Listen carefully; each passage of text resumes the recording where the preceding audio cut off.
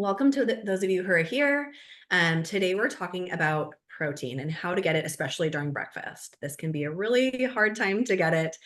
It's such a hot topic, so it's going to be a really fun conversation, I think, give you a lot of practical options for this, lots of tips and tricks, and we'll open up for questions at the end.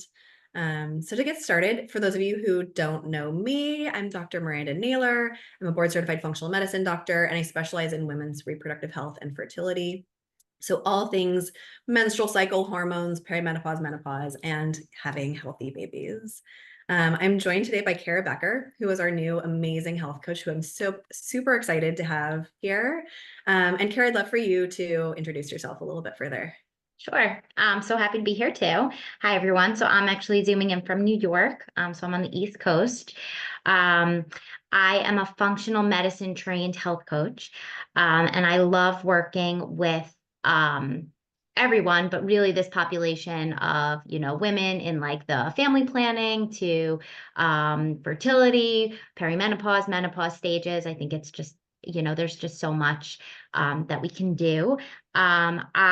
In terms of my health coach training, I just really love helping my clients and patients to really find a way to implement their goals, right? So a lot of times there's just roadblocks there, right? Like we want to make all these changes, we want to do all these things, but it's just hard really to take action.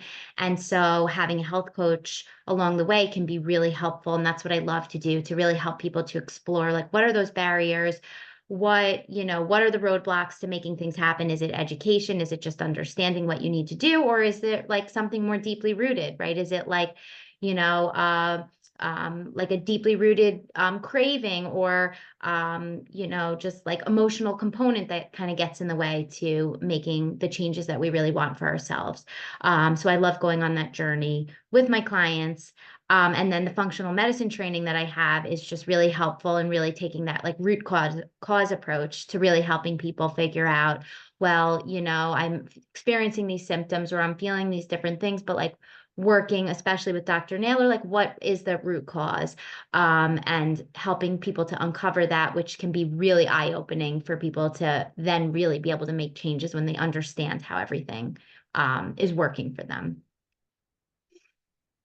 Awesome. Yeah, I'm so excited to have you joining us because you're absolutely right. Like, and we've talked about this so many times, but we could know what to do. We could like have all of the information. We could be told exactly what to do, but then making that happen is like this huge chasm sometimes where we're like, how do I actually put that into practice? And like, there can be huge barriers there. So it's so nice to have someone like you who can really walk someone through what to do, how to make it work for them.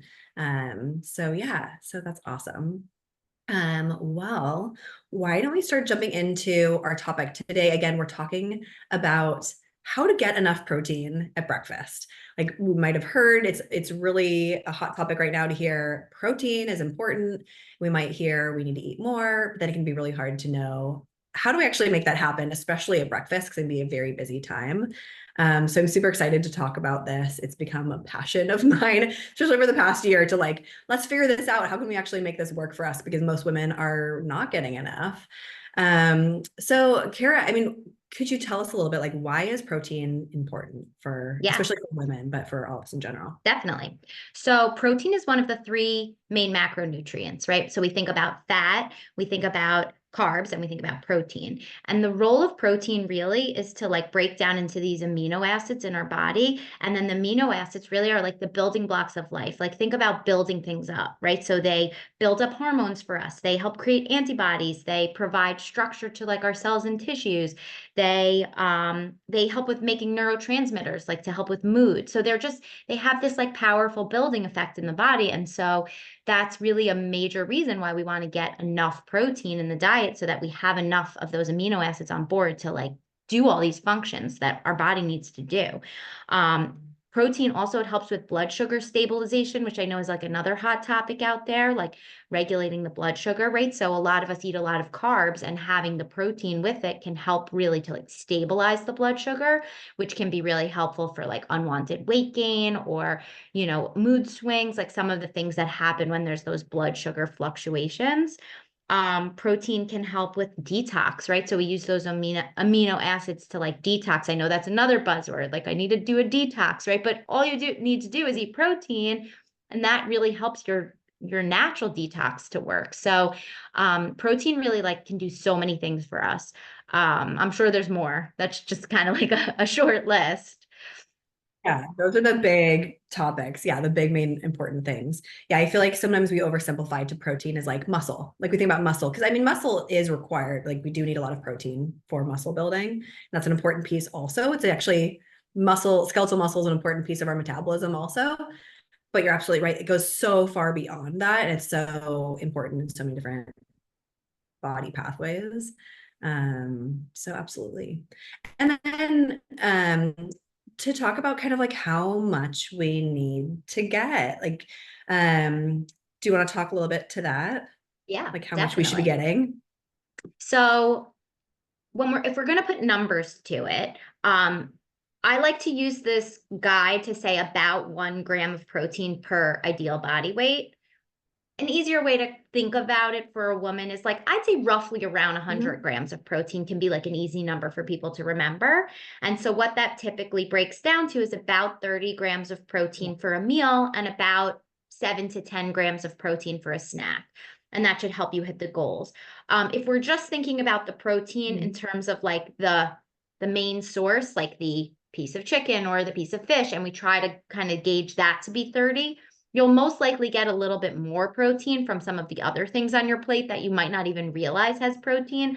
Like, for example, spinach has protein, which a lot of people don't realize. So if you're having, your eggs with some spinach, you're actually going to get a little bit extra protein. So if you use that 30 marker, then you're probably getting a little bit more, and then you're probably right on target. Um, I would say when we're thinking about what 30 grams looks like for like an animal protein, it's about roughly the size of the palm. So it's somewhere around 4to 6 ounces. And I have a guide that I'll show you guys in a little bit that can give you kind of some numbers breakdown so you know what you're seeing when you look at like different protein sources.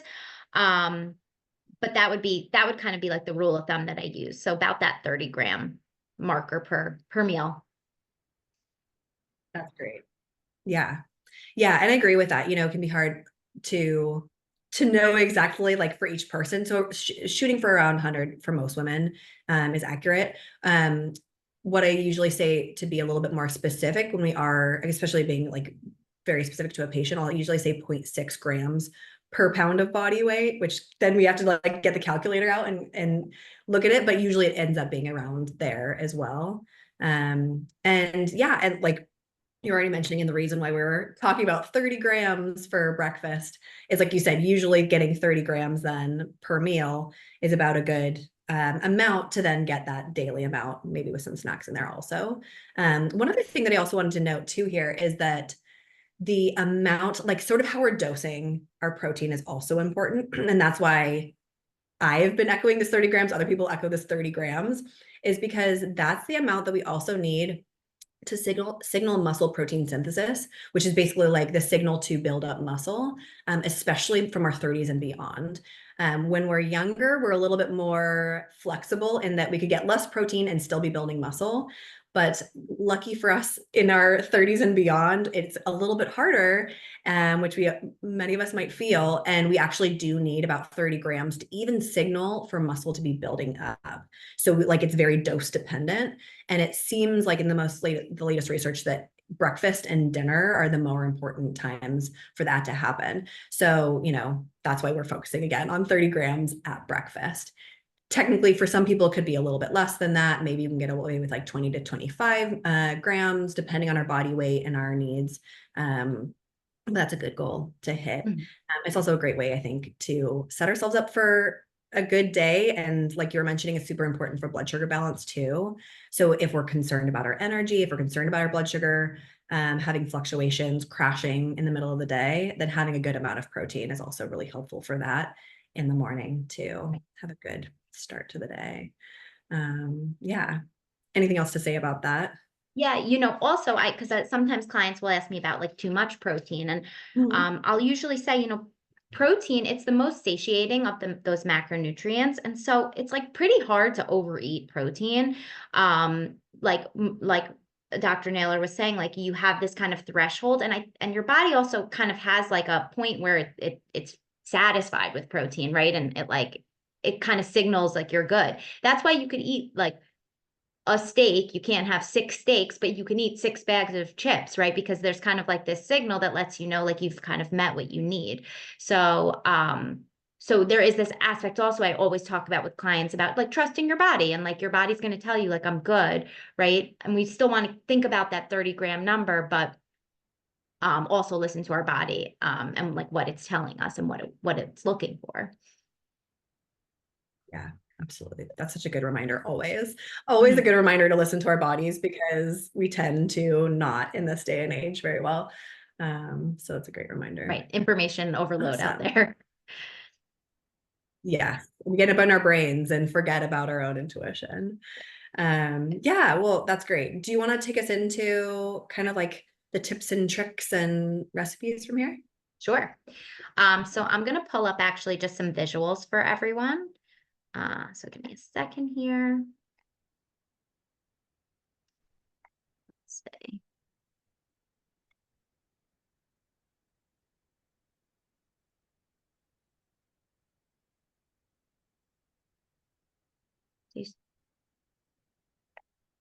Okay. So can everyone see? Yeah, that was Yeah. good. Okay.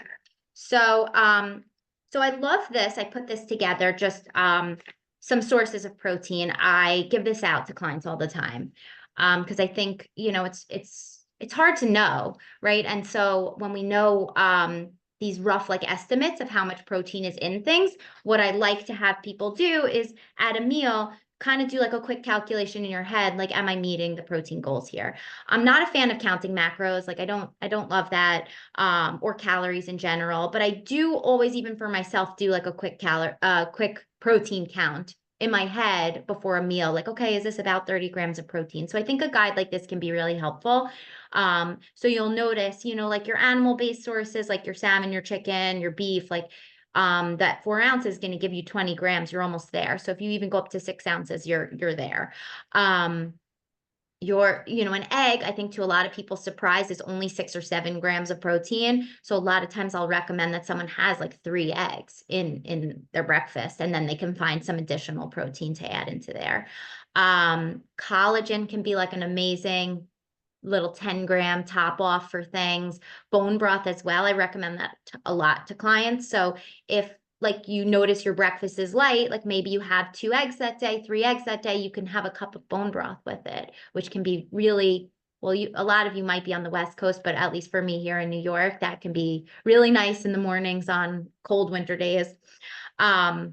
So I think this guide is really helpful. Are we sending this to them or posting this after? Yeah, so this will be in the replay, and then we could actually make this available too as like a PDF or something, if people want it. And then I have some recipes for everyone. These are actually some of my tried and true favorites, things that I have all the time. Chocolate chia pudding. This is actually one that I make a lot. I love this one because you can make this the night before. So for those of you that are getting kids out the door, you have hectic mornings, you can do this at night, and then it's just ready to go in the morning. I actually make it a lot in the morning though, and it takes 5 minutes. I also love, for those of you that do have kids at home, I love when my kids see me put these things together, because that also just really inspires them to want to try things. So all of a sudden my daughter will be like, oh, can I have a taste of that? Or, what is that? So that's been, helpful to expose them to new things too. So chocolate chia pudding is one that I love. These are my protein pancakes. This is my recipe, that I've perfected over the years. And this comes out really, really delicious. So this is a great one too. My kids like this also. So this I make for everyone, which is nice. The serving 3 pancakes is for you, like you would have all 3. Cottage cheese toast. I know cottage cheese is all the rage. This is another popular one. So the combo of the cottage cheese with the chopped up hard-boiled eggs, that can be a great source of protein. If you tolerate dairy, some people don't do as well with dairy, but it works for you, then this can be a good one. Breakfast smoothie. So a smoothie is a great one for a busy morning, because even though we hear like, and we try to tell everyone, sit down and have your meals and take deep breaths before you eat and all of that. Sometimes that's just not the case in the morning. And that's where I think I love like doing the health coaching work, because I really like customizing what I do with patients to like what their life is like, right? And so not every busy working professional, busy mom, whatever you are, like can sit down and have like a proper breakfast every day. And it's just not the reality. And maybe you could sit down for lunch, or maybe you could sit down for dinner, but maybe breakfast is just not realistic. And so smoothie can be a really great one, because you can put so many nutrients in there, and make it just really filling, really protein rich, really nutritious. So I'd love to do like frozen veggies. I love to put some protein powder in there. You can put anything really in there. This one in particular, I really thought about like the macro breakdown of them. So you really get a nice balance of the fat, to the protein, to the carbs. So it's really filling. A veggie frittata. So this is a great one too. The combo of the eggs with the chicken sausage, you have great source of protein in there. And it's really filling. I would probably add a little bit more carbs to this. It's, pretty low carb, with some fruit on the side. Or actually, I have been experimenting putting this in a gluten-free pie crust and baking it in there. And so it's really good when you do that. And then egg cups. These are going to be like a little lighter on protein. Sometimes I use these more as like a snack, because you can make them on like a Sunday and have them for the week, and you can kind of just grab and go, if you're jumping in the car, if you just in between meetings, you need something quick. And these are really easy, and same thing, you can really put anything in there. So you can put, your favorite veggies. I sometimes chop up some turkey bacon into mine. You can put some of that chicken sausage if you like that in there. You can actually add like some pesto sauce to this. That can be more protein. So these can be a great snack, or you can have a few of them. They can be breakfast too. So yeah, those are some of the recipe ideas. I love those. And just so everyone knows, these will be available to you afterwards as well in the replay, but also we'll have these written down so you can copy them over. I love that you have a mix of things. It's funny because as I was talking about this coming up, one question that I got a couple of times on Instagram was like, what are an option that isn't eggs, that isn't, oh my gosh, what was the other thing they were saying? Oh, that doesn't include dairy, because they're like, okay, a lot of things rely on dairy or eggs. So I love like, having a smoothie can be a really great balanced on the go thing. Having the different like types of toasts. I love the variety of options that you gave there. And like I said, that sounds really yummy. One of my go-tos has been a quiche also lately that my kids love. I can make it on a weekend and have it ready to go. So that's great. One tip that it's also helped me, that I think you kind of mentioned too, to sort of like put a highlight on there, is that you were saying kind of getting a spread of things. Like you'll get it from veggies, you'll get it, like you can add some collagen, you can add some bone broth. That's something that I have noticed has been a big game changer for me. So I was trying to do like, oh my gosh, I can't eat enough eggs or I'll just like be sick of them. I can't eat just sausage. So getting a variety of those things, making sure the veggies are in there too for some good color, fiber, and then having like a scoop of collagen powder in my matcha, for example, too. That all together can really round it out really nicely. Right. And actually, love those ideas. You bring up a good point. So I also like to think about these kind of like sneaky add-ins of protein that we can do. So a lot of times I'll take like Greek yogurt and I'll put like a little bit of lemon and garlic in there, and I'll make like like a Greek yogurt sauce, and then I can drizzle that on things. So like you can drizzle that on top of your eggs, right? Or you can, like that can actually apply for lunch or dinner too. Like you can just kind of add that on top of things. Also, pesto sauce is a nice like little added protein to add on top of things. Tahini has some protein, so you can kind of drizzle that on top of things. So, we can also think about these like little toppings that we can do that bump up protein a little bit more. Hemp seeds, you could sprinkle hemp seeds on anything, right? So there's lots of ways to kind of just like add in a little protein here and there. Every little bit counts. Yeah, sorry. Absolutely. Yeah. I don't know if it's just my internet that all of a sudden is not working. Sorry if there's like some delay for everyone. Um, or it's just me. Yeah, I love that. That's so, I mean, I feel like that's key for everything, for fiber too, like being able to have some add-ins that we can throw in, and no matter what is on the menu, what we can put together or not, then we can add a little bit more. I personally love adding pesto and those kind of sauces too, because you also get this big boost of antioxidants in different colors too. So I love that. That's a great option. Have there been any other things, like I kind of want to ask you in your own personal life and trying to get enough protein, like have there been any other like aha moments that you've had or tips or tricks that you've come up with that we haven't talked about already? Hmm. Share a few of Um, them. I think a big one is actually eating breakfast. So I think, especially with a lot of the clients that I've been seeing over the years, like I think it's like a lot of women try this intermittent fasting thing and they don't eat breakfast and they think that's like the best way to do it because there's just so much noise out there. Like everyone has to intermittent fast. And so I think a lot of women, and I used to do this too, like I didn't really have breakfast. I actually myself have like a PCOS, like a stubborn PCOS. And everything I read was like, oh, for PCOS, you should fast and, you should have a short eating window. And so I kind of followed along with all the noise out there. And that didn't really work for me. Um, I think that, especially for menstruating women, I don't usually like intermittent fasting. I don't know if you tend to agree, but if somebody really wants to experiment with it, I kind of prefer them to do it on the back end, like finishing dinner early and having like a longer fast in the back end and having breakfast in the morning. Because I think, especially for women, like we're just so busy in the mornings if we're getting kids out the door, if we're getting ourselves to work also. And so there can be really like some dysregulation with cortisol happening there. Like we're just like really asking so much of ourselves. And so if we also skip breakfast, then that's going to raise the cortisol even more. And then, that kind of just adds fuel to the fire. So I think for me and for clients, like just adding in breakfast has been a big game changer. For some of my clients, it's because a lot of times people aren't hungry, right? And that's part of it. Like you've gotten so used to this for so long. So sometimes I was actually talking with another client today. It was like, just have almond butter on a spoon with a few berries. Like just get the metabolism going, right? Just like get your body used to eating something. For some of you, if you haven't been eating breakfast and then you see these recipes, that might feel like a lot. Like, oh, that's a big meal, right? So it's like sometimes just starting small and kind of getting your body used to it. And then all of a sudden you're going to wake up and be like, I'm hungry, I'm starving. Like I'm going to make big breakfast. So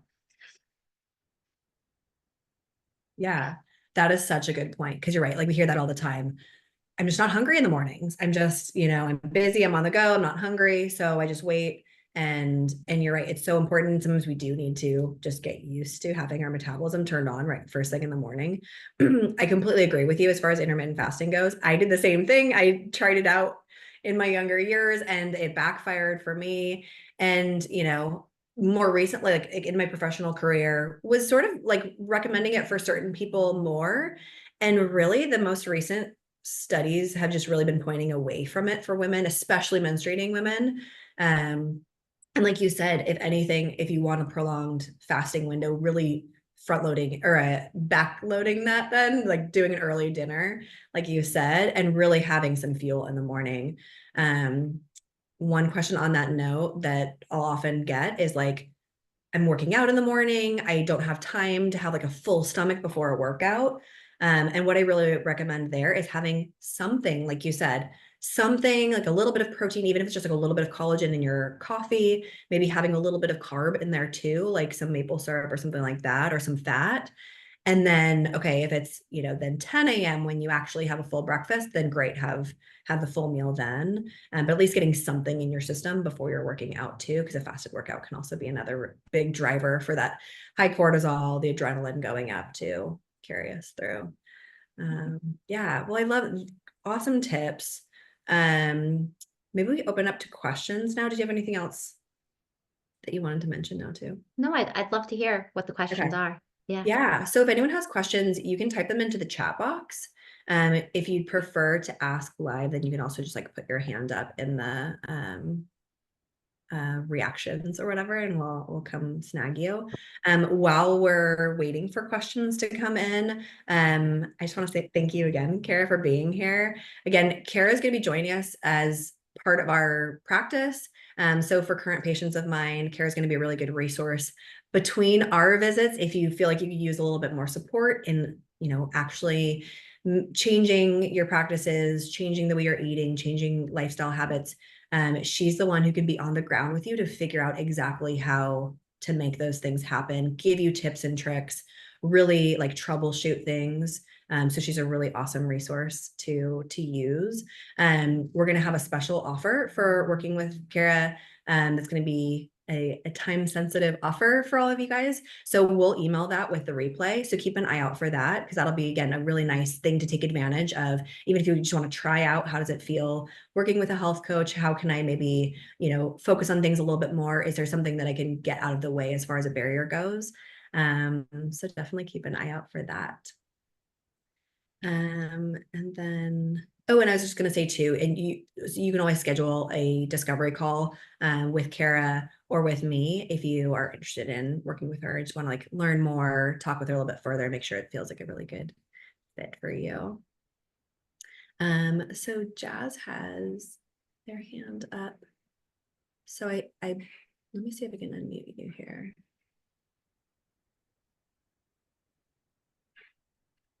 So Jazz, you can go ahead and unmute yourself. Oh, there you go.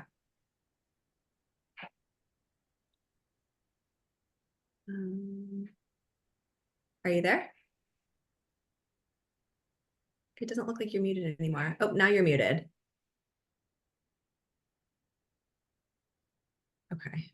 Well, maybe I'll go into one of the questions. And Oh, I'll, she said not working on her end. oh, shoot. Okay. If you want to type it into the chat box, then if that's not working.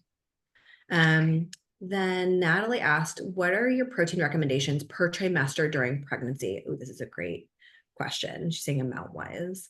Do you want to take that What one? did she? I don't see that one in my chat. What was the question? Oh, yeah. So I'm sorry, this was a direct message to me. So what are the protein recommendations per trimester during pregnancy?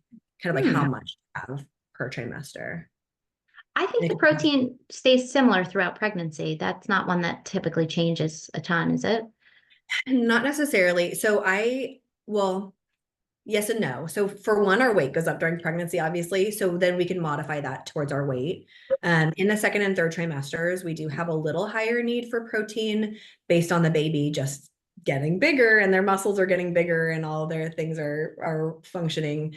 So it goes up a little bit. It isn't too significant beyond the weight. Like you can basically go off of weight. So say you start pregnancy at 150, you go up to like 180, 190, you can go based off of that. Previously, before I was really giving people a weight-based recommendation, I'd usually like, if someone was normally at like 80 grams a day, I'd have them go up to like 90 in second trimester, 100 in third trimester. But again, you can go based off of weight of the 0.6 grams per pound throughout pregnancy. And then Paige asked, what protein powder do you usually use? And sorry, it's like, I don't know why it's cutting off part of it. I saw you said 1 scoop, about 20 grams of protein. So this is a great question. First of all, one of the things that I pride myself on and that I've really accumulated over the years is just so many like product swaps and products and brands and things that I love. It's probably a problem. My husband hates it about me, but I like to try everything and have an opinion for all my patients. So for protein powder, so the one that I use a lot is actually Truvani, which is a plant-based protein powder, because I find that it mixes really well into some of these recipes. So when I'm making the pancakes or whatever, it just finds it blends well. I also really like Equip protein powder, which is a grass-fed beef like isolate protein powder. So that's another good one. And then if you can tolerate dairy, I do like a whey-based protein powder. But I don't do as well with dairy, so I can't like give a personal reco on that. I typically rotate Equip and Truvani for myself. Awesome. Yeah, my go-tos are typically collagen for a lot of people just because they digest it really well, especially if they have digestive issues. That's one of my go-tos. And I usually like Vital Proteins or Bubs, which is a local one to our area. And then for whey protein, usually I'm recommending Thorne. Their whey isolate is a good quality one. Yeah. And I see someone actually asked lower down if they have a collagen recommendation. I love the Perfect Supplements collagen. That's my favorite. I'm a avid user of that one. It's easy to get on Amazon. Also mixes pretty well into things. But then there also is the Vital Proteins is pretty fun, easy to find in like your local grocery store usually. Yeah, that one's at Costco, at least for us too, which is nice. You can get a big tub of it for a good price. These are, or a lot of those are on full script too for my patients. They have access to full script. Well, everyone has access to my full script. So a lot of those you can find there too for a discount. So